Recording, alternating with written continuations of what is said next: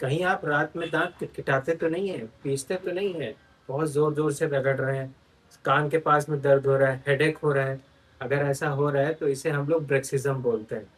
ये mostly stress की वजह से होता है, या बहुत फोकस्ड होके काम कर रहे हैं तो होता है। और कभी कभी ये एक आदत सी ही बन जाती है दांत पे दांत रख के पीसने की।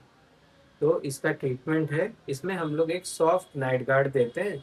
नीचे का इंप्रेशन लेंगे, लैब से दे देंगे, बन के आएगा। सिर्फ आपको रात में सोने के समय लगा के सोना है।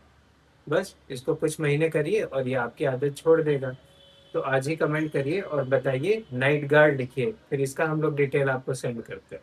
Thank you.